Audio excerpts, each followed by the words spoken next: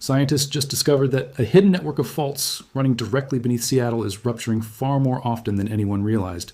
and the timing behind this discovery could not be more significant for a metropolitan area of this size. For decades, the earthquake conversation in the Pacific Northwest has centered almost entirely on the massive Cascadia subduction zone sitting offshore, the source of the catastrophic magnitude 9 megathrust earthquake that struck in the year 1700, an event still studied intensively by seismologists today. But a new study published in the Geological Society of America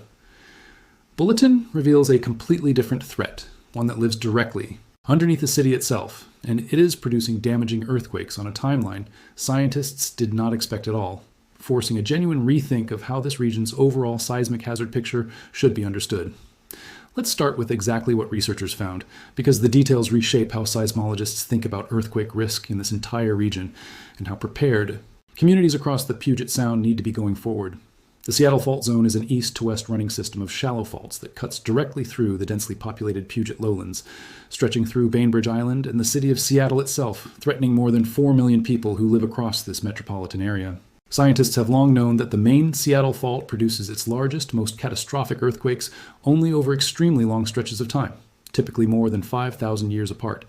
The benchmark event for this fault remains the winter earthquake of the year 923 or early 924, a massive rupture that physically lifted shorelines around Puget Sound and gave geologists one of the most decisive records of this fault's destructive power. But that famous shoreline lifting earthquake, it turns out, is only part of the story. A research team led by Stephen J. Angster, a geologist with the United States Geological Survey, went looking specifically for evidence of earthquakes on lesser-known secondary faults connected to the broader Seattle Fault Zone, structures that had never been thoroughly investigated before. Using a combination of detailed mapping, geophysical surveys, excavated trenches, and radiocarbon dating techniques, the team focused on 2 specific locations: a fault at Lytle Beach on Bainbridge Island and another near Vasa Park, close to Bellevue. What they found surprised even the researchers conducting the study. Trenching at Lytle Beach revealed evidence of 2 separate surface rupturing earthquakes, an older event that occurred somewhere between roughly 11,240 and 10,130 years ago, and a considerably younger event that struck sometime after the year 1663, likely during the early 19th century. Before we go further into exactly why finding these smaller ruptures changes the entire seismic hazard picture for Seattle, if uncovering hidden risks beneath America's major cities is exactly what you come here for, do yourself a favor and hit like and subscribe, because we dig into stories like this one regularly. Here is why this discovery genuinely surprised the scientific team behind it, and why it matters so much for how this fault zone gets studied going forward. Angster himself has described the trenching results at Lytle Beach as unexpected, noting that this was a relatively subtle geological feature that had not really been identified as significant before this study began.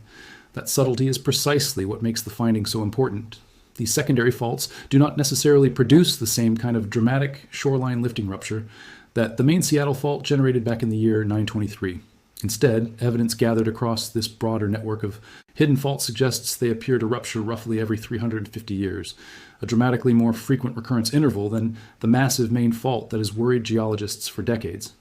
In practical terms, that means Seattle sits above not just one dangerous, slow-moving fault system, but an entire web of smaller structures capable of producing damaging earthquakes on a timeline measured in centuries rather than millennia. This matters enormously because these secondary faults could produce dangerous shaking much closer to the city itself compared to the giant Cascadia Fault sitting offshore. A subduction zone earthquake originating out in the Pacific still has to travel a considerable distance before its seismic energy reaches Seattle, naturally dissipating some of its destructive force along that journey. A rupture on one of these newly studied secondary faults running directly beneath the city and its surrounding suburbs would deliver its energy with far less distance to travel, producing potentially more intense, more immediately destructive shaking for the exact communities living directly above it. There is also a genuinely fascinating geological backstory explaining why this fault network exists at all in its current, complicated form, one rooted deep in continent's ancient tectonic history. Roughly 50 million years ago, the continent itself tore apart in this exact location, setting the geologic stage for the modern fault system running beneath the Puget lowlands today. That ancient tectonic tearing left behind a complex, layered structure of interconnected fault segments, which is precisely why scientists studying the Seattle Fault Zone continue uncovering new secondary structures even after decades of dedicated research into the region's main fault, structures that had simply been overlooked until researchers applied the right combination of modern techniques to the right stretch of ground. It is worth noting that this new finding arrives alongside other recent research on the exact same fault system that initially seemed to point in the opposite direction. A separate study conducted by researchers at the University of Washington, published earlier this year in the journal Geology, examined submerged marine terraces in Puget Sound, essentially ancient shorelines now sitting underwater, to better understand the fault's long-term earthquake history. That research found evidence that only one major earthquake of roughly magnitude 7.5 has occurred on the Seattle fault zone across the past 11,000 years, a considerably less frequent recurrence than previous seismic hazard models had assumed, which had allowed for earthquakes of similar size roughly every 5,000 years. At first glance, these two studies might seem to contradict each other, one suggesting the fault zone is less dangerous than previously thought, and the other suggesting it is more dangerous. But the apparent contradiction actually resolves once you understand exactly what each study was measuring. The University of Washington research focused specifically on the massive main Seattle fault and its largest magnitude 7.5 class earthquakes, concluding that events of that specific scale are rarer than once believed. Bulletin study, by contrast, focused on an entirely separate category, the smaller secondary faults branching off from that main structure, which produce less catastrophic but far more frequent ruptures. Taken together, these two pieces of research actually paint a more complete and more nuanced picture of Seattle's total earthquake risk, a main fault capable of truly massive rare earthquakes, layered on top of a web of secondary faults producing smaller but considerably more frequent damaging events. This more complete picture also connects to a broader pattern of unexpected earthquake. Discoveries emerging across the Pacific Northwest in recent months, suggesting this region is undergoing something of a renaissance in seismic research more broadly. Researchers studying the offshore Cascadia subduction zone have separately identified unusual geological changes, raising fresh questions about future earthquake risk in the same broader region, home to major population centers including Vancouver, Seattle, and Portland. Researchers have also uncovered evidence suggesting a major Cascadia earthquake could potentially trigger a second separate earthquake on the San Andreas Fault, far to the south, a discovery that emerged from analyzing unusual sediment layers formed by underwater. Landslides deposited over thousands of years along the seafloor. None of this new research suggests these various fault systems are becoming more dangerous overnight. Rather, it reflects a broader wave of increasingly sophisticated geological techniques, finally revealing details about West Coast earthquake risk that simply were not visible to earlier generations of researchers, working with less advanced monitoring and dating tools.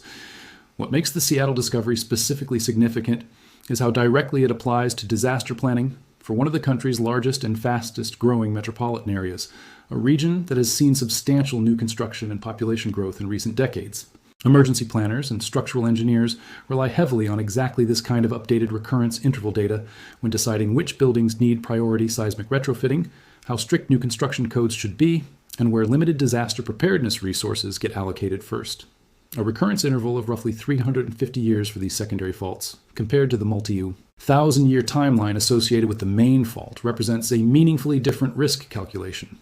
one that planners across the greater Seattle area will now need to factor into their models going forward as they update building codes and emergency response strategies for the coming decades. For the millions of people living across the Puget Sound region, this new research offers a sobering recalibration of a risk many residents likely associated almost exclusively with the offshore Cascadia subduction zone. The danger, sitting directly beneath the city, quiet and largely unstudied until this research effort, turns out to be considerably more active than anyone previously understood. It also helps to understand exactly what kind of fault mechanism produces this particular pattern of shallow, secondary earthquakes, since it differs meaningfully from the subduction zone process happening offshore. The Seattle fault zone is classified as a system of bending moment reverse faults, meaning the crust in this region is being compressed and folded under ongoing tectonic pressure, forcing rock on one side of the fault to thrust up and over the rock on the other side. That compression comes from the broader tectonic setting of the Pacific Northwest, where the offshore Juan de Fuca plate continues pushing beneath the North American plate, generating stress that radiates inland and manifests as this complicated web of shallow crustal faults running directly beneath the Puget lowlands. Unlike the offshore subduction zone, which produces rare but truly massive megathrust, earthquakes capable of exceeding magnitude 9, these shallow crustal faults tend to produce earthquakes in a lower magnitude range, though because they sit so close to the surface and so close to population centers, they can still cause serious concentrated damage despite releasing considerably less total energy than a Cascadia megathrust event. The specific research techniques used to uncover this evidence are also worth understanding because they illustrate just how much painstaking, detailed fieldwork goes into reconstructing an earthquake history that stretches back thousands of years before any written record existed. Trenching involves physically excavating a cross-section of the ground directly across a suspected fault line, allowing geologists to see the layered soil and sediment disrupted by past earthquake ruptures, much like reading rings in a tree trunk. Combining that visual evidence with radiocarbon dating of organic material found within those disrupted layers allows researchers to pin down roughly when a given rupture occurred, sometimes narrowing the window to within a few centuries. Layering geophysical survey data, which uses instruments to detect subsurface structures invisible to the naked eye. On top of that, trenching evidence gives scientists a genuinely comprehensive picture of a fault's history, precisely the multi-method approach that allowed this research team to identify a subtle feature at Lytle Beach that had escaped notice in previous studies of the region. There's also a broader lesson here about how earthquake science continues evolving even in regions that have already been studied extensively for decades. The Seattle Fault Zone is not some newly discovered, obscure geological feature. Scientists have studied its main fault segment closely for years, well aware of its capacity to produce a massive shoreline-lifting earthquake roughly every 5,000 years or more. What this new research demonstrates is that even a well-studied fault system can still be hiding significant previously unrecognized risk within its secondary structures, discoverable only through exactly the kind of painstaking, detailed fieldwork this research team conducted at sites that many previous studies had simply passed over as geologically unremarkable. Scientists describe this kind of work as an ongoing process, one that continues revealing new details buried within subtle landforms and trench records that had simply gone unnoticed for years. And researchers say there's every reason to expect additional discoveries as these same techniques get applied to other segments of this complex fault network across the wider Puget Sound region. If stories that uncover the risks hiding in plain sight beneath America's major cities are exactly what you come here for, make sure you like this video and subscribe to the channel because we will keep digging into new research like this the moment it gets published.